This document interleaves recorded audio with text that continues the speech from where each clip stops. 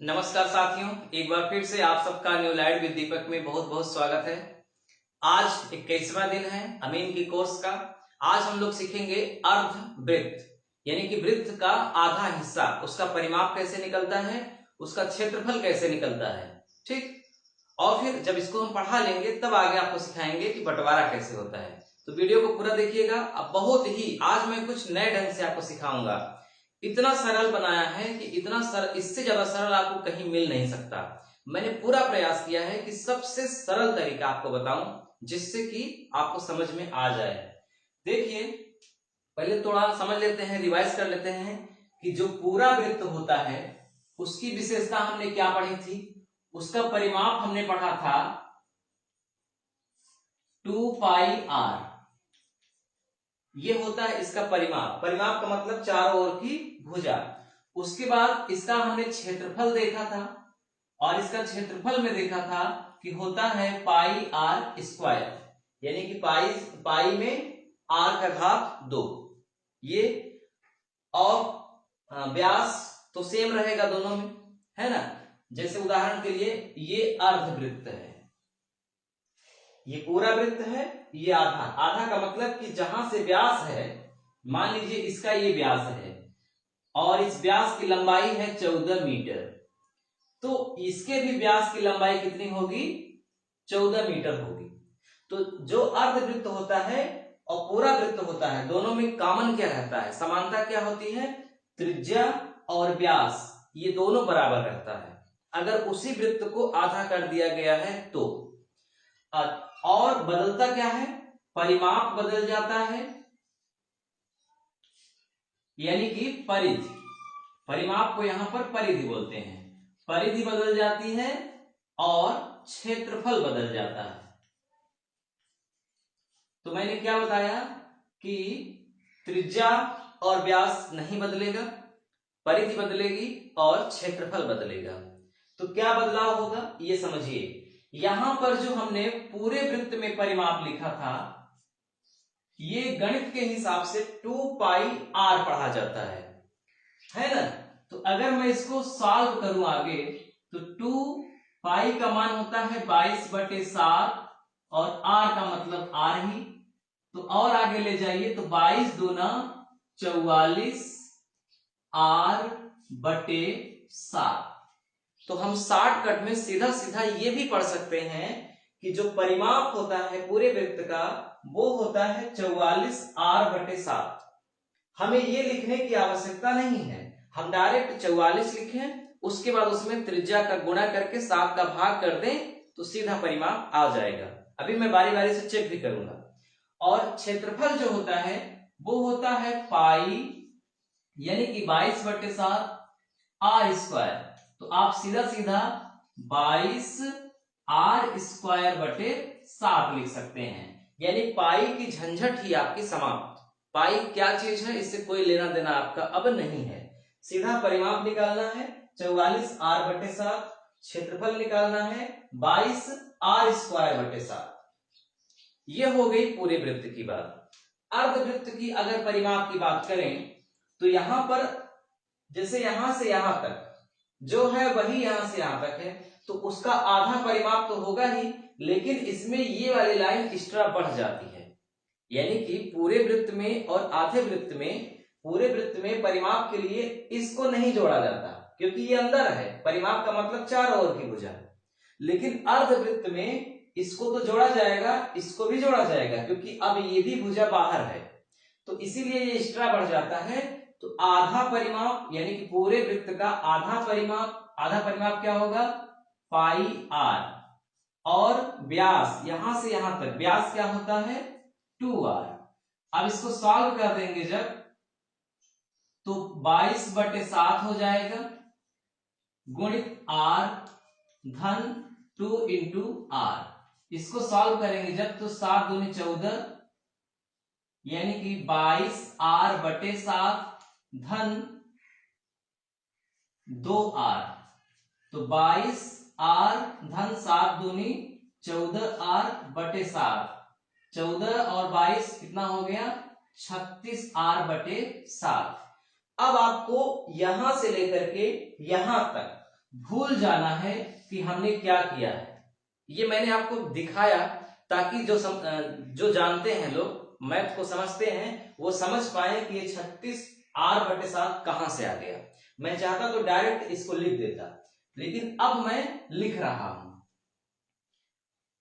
क्योंकि आप पूरी बात अब समझ गए हैं। तो जब भी अर्धवृत्त का परिमाप कहेगा, आपको सीधे सीधे लिख देना है 36r/7, और पाई आर प्लस 2r से कोई लेना देना नहीं है। ठीक है, अर्धवृत्त का परिमाप 36r/7, पूरे वृत्त का परिमाप 44r/7, 44r/7 पूरे वृत्त का परिमाप, 36r/7 अर्धवृत्त का परिमाप, रट लीजिए। अब आता है क्षेत्रफल। पूरे वृत्त का क्षेत्रफल 22r²/7, तो आधा कर दीजिए, तो 22 का आधा कितना होगा? 11। तो क्या हो गया? 11r/7। बहुत सरल है, इससे सरल नहीं हो सकता कुछ भी। अब मैं बारी बारी से चेक करता हूं और समझता हूं कि इसे लगाया कैसे जाएगा। जैसे यही सवाल है कि एक अर्धवृत्त है जिसका व्यास 14 मीटर है, ठीक है, इसका परिमाप बताओ या इसकी परिधि कितनी होगी ये बताओ। तो परिधि का फार्मूला क्या लिखा है? 36r/7। तो हमको लिख देना है 36 गुणित r कितना होगा? r माने त्रिज्या, व्यास का आधा त्रिज्या होता है, तो 14 का आधा 7 बटे, फार्मूला में 7 है तो 7 नीचे लिखा ही जाएगा। अब 7 से 7 कैंसिल हो गया, सीधा सीधा क्या आया? 36 मीटर। इसका मतलब कि ये जो अर्धवृत्त बना है इसका परिमाप होगा 36 मीटर।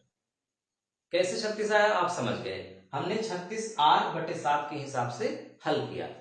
और अगर इसका क्षेत्रफल निकालना है, तो क्षेत्रफल का फार्मूला है 11r²/7।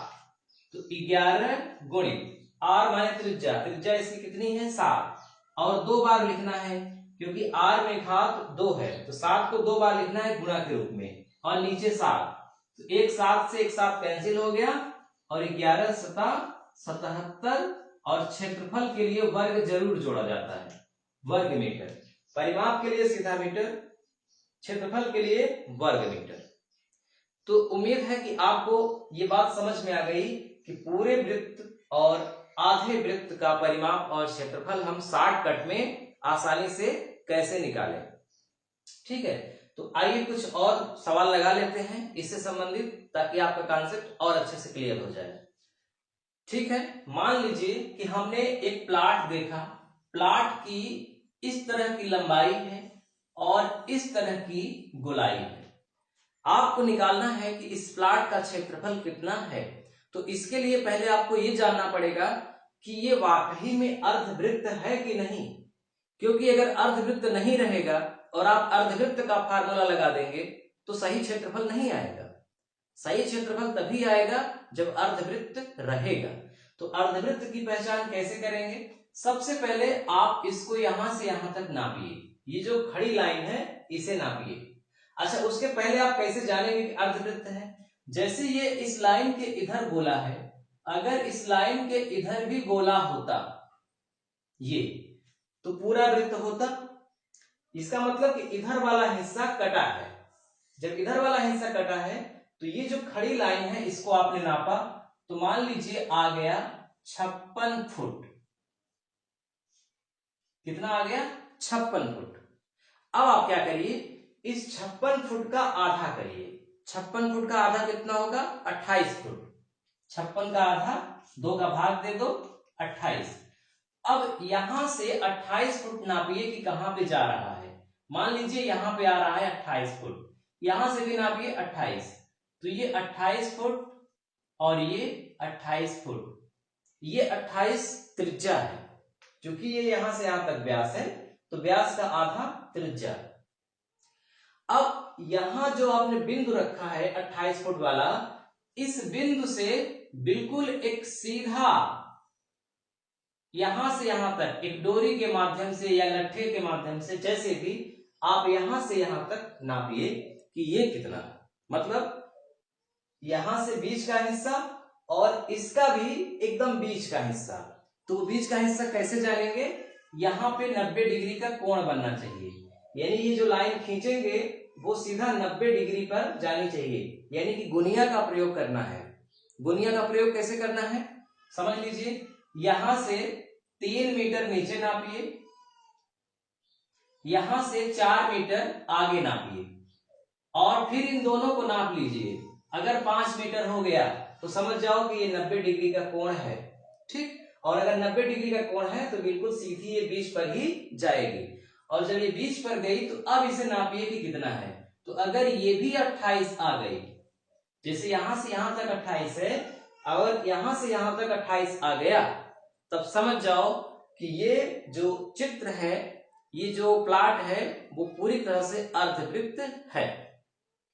और अगर शंका है तो आप एक काम करिए, इन दोनों के बीच में कहीं भी मान लीजिए बीच में आ रहा है, आप यहां से इधर नाप लीजिए या यहां से इधर नाप लीजिए, तो ये भी 28 होना चाहिए, ये भी 28 होना चाहिए। मतलब ये जो 90 डिग्री पर आपने सीधा नापा ये 28 होनी चाहिए। लेकिन अगर आप इसके अगल बगल चाहे जिधर नाप लीजिए सब जगह 28 होनी चाहिए, यानी ये भी 28, ये भी 28, ये भी हजारों नापिए सब 28। और अगर ऐसा है तो आप पूरी तरह से समझ जाइए कि ये अर्धवृत्त है। अगर आपने इधर 28 नापा और इधर 25 ही आ रहा है तब ये पूरी तरह से अर्धवृत्त नहीं है, तब अर्धवृत्त का फार्मूला लगाएंगे तो कुछ गलत हो जाएगा। तो उसका कैसे निकलेगा वो मैं आगे वीडियो में चर्चा करूंगा, अभी अर्धवृत्त की बात हो रही है। अब इस अर्धवृत्त का हमें निकालना है परिमाप। परिमाप का मतलब कि ये चारों ओर से कितना है। मान लीजिए हमें इस प्लॉट में तार ही लगाना है तो कितना तार एक राउंड में लगेगा, इसकी जानकारी ही परिधि कहलाती है। तो परिमाप या परिधि बराबर हमने क्या सीखा था, 36r/7, शॉर्टकट में 36r/7।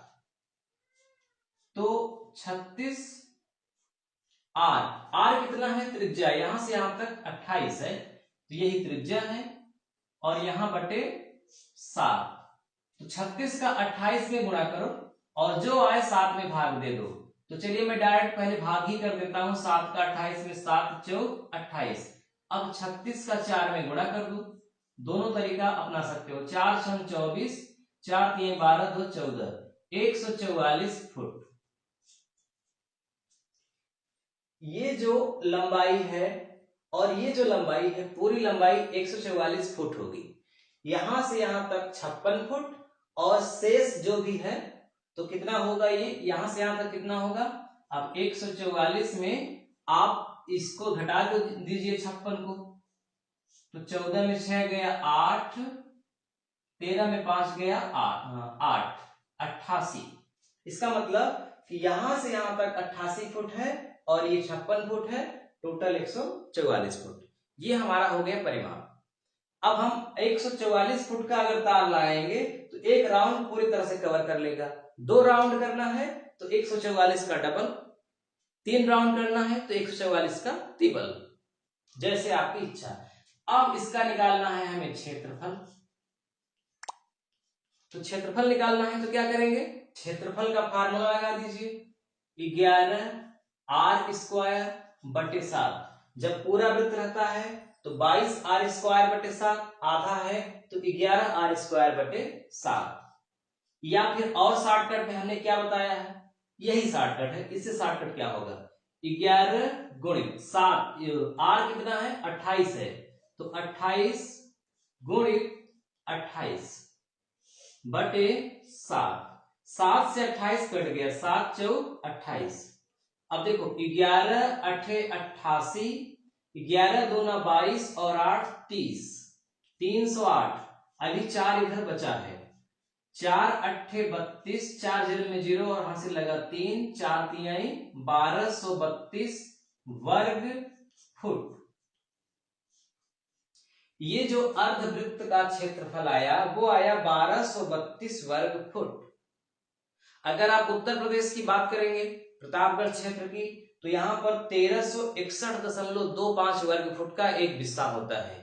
तो ये लगभग एक बिस्सा के करीब पहुंच गया है। हिसाब से आपके क्षेत्र में जितना भी वर्ग फुट का बिस्सा होता है, आप उसका इसमें भाग दे देंगे तो सीधा बिस्सा निकल जाएगा। तो ये हर चीज में होगा। क्षेत्रफल निकालिए, उसके बाद अपने हिसाब से उसमें वर्ग मीटर में निकला है तो मीटर का भाग दीजिए, फुट में निकला है तो फुट का करिए, अपने आप बिस्सा बीघा निकल जाएगा। ये आप सीख चुके हैं बहुत पहले ही, लेकिन हम आज क्या सिखा रहे हैं, अर्धवृत्त का क्षेत्रफल निकालना और परिमाप निकालना। तो इस सवाल के माध्यम से मुझे लगता है कि आप अब सीख गए होंगे।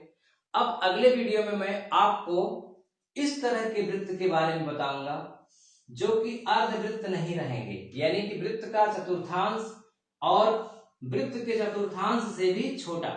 तो इन आकृतियों का क्षेत्रफल कैसे निकालें और फिर इन आकृतियों का क्षेत्रफल निकालना सीख जाएंगे, तब हम एक ही वीडियो में सबका बंटवारा कैसे होता है इसको सिखा देंगे। सबसे महत्वपूर्ण वही वीडियो रहेगा, बंटवारे वाला। ठीक है, तो मिलते हैं अगले वीडियो में। नमस्कार।